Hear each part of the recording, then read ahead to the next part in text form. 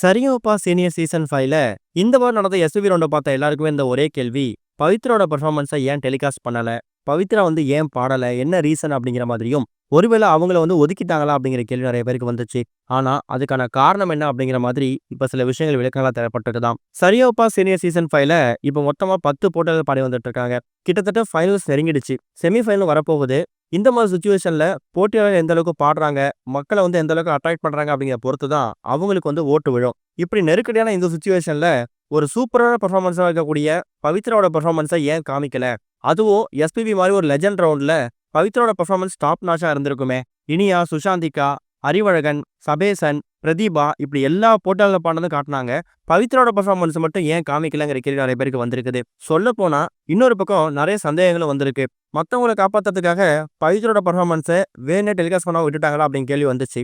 இன்னொரு பக்கம் அவங்க பாடின பாடல்கள்ல ஏதாவது காப்பிரைட் இஷ்யூ எதுவும் வந்துருச்சாங்கிற கேள்வி வந்திருக்கு. சொல்ல போனா அப்படிப்பட்ட விஷயம் எதுவுமே நடக்கலையா.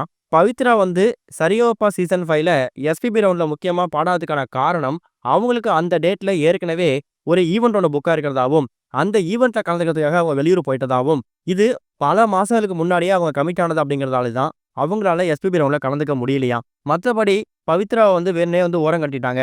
மற்றவங்களோட பவித்ரா நல்லா பாடினதால சபேசன், சுஷாந்திகா, குறிப்பா இனியா இவங்களெல்லாம் செமிஃபைனல் கூட்டு போறதுக்காக பவித்ரோட பெர்ஃபார்மன்ஸை வேணே மறைச்சிட்டாங்க அப்படிங்கிற மாதிரியும் பல வதந்திகள் பரவிட்டு இருக்கு.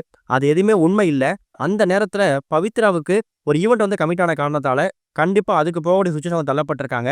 சரிகமபாவா ஈவெண்ட்டா அப்படின்னு பார்க்கும்போது சரிகமபா இன்னும் 2 மாசம் முடிஞ்சிடும். ஆனா அதுக்கடுத்துதான் வரக்கூடிய எல்லா ஈவெண்ட்டையும் அவங்க ஃபேஸ் பண்ணி ஆகணும். இதனாலேயே ஜட்ஜஸ் கிட்ட ஒரு பெரிய ரெக்வஸ்ட்டை முன் வச்சுதான் அவங்க இந்த ரவுண்டை ஸ்கிப் பண்ணிருக்காங்க அப்படிங்கிற மாதிரியும் ஒரு சில தகவல் இப்ப கிடைச்சிருக்குது. எது ஒன்றும் அப்படின்னு தெரியல, வெயிட் பண்ணி பார்க்கலாம். ஒருவேளை எஸ்பிபி ரவுண்ட்ல பவித்ரா பெர்ஃபார்மன்ஸ் பண்ணியிருந்தாங்கன்னா அவங்க பெர்ஃபார்மன்ஸ் எந்த அளவுக்கு சூப்பரா இருந்திருக்கும் அப்படிங்கிறத மறக்காம கமெண்ட்ல மென்ஷன் பண்ணுங்க. இது ஒரு பக்கம் இருக்க, சூர்யா அவரோட 46வது திரைப்படத்துல ஒரு பிரபலமான மூத்த நடிகை ஒருத்தவங்க கமிட் ஆயிருக்காங்களாம். சூர்யா அவர்கள் இப்ப ஆர்ஜே பாலாஜி இயக்கத்துல கருப்பு படத்தை நடிச்சு வந்துட்டு இருக்காரு. இந்த படத்துக்கான பணிகள்லாம் முடிஞ்சு ரிலீஸ்க்கு தயாரா இருக்குது. இந்த படத்துக்கு அப்புறமா சூர்யா அவர்கள் வெங்கட் அட்லூரி இயக்க போற ஒரு படத்துல தன்னோட 46வது திரைப்படத்தில் நடிச்சு வந்துட்டு இருக்காரு. முதன் முறையா இந்த திரைப்படத்துல மமிதா பைஜு சூர்யாவுக்கு ஜோடியா நடிக்கிறாங்க. இந்த திரைப்படம் எந்த மாதிரி கலைக்கலாம் அப்படிங்கிற மாதிரியும் இப்ப ரசிகர்கள் சந்தோஷப்பட ஆரம்பிச்சிட்டாங்க.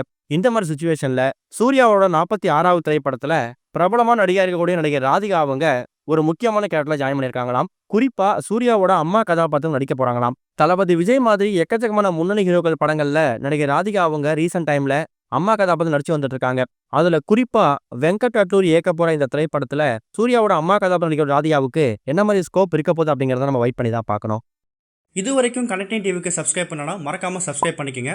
உடனடி அப்டேட்ஸ் பெறுவதற்கு நோட்டிபிகேஷன் பெல்லையும் கிளிக் பண்ணிக்கங்க.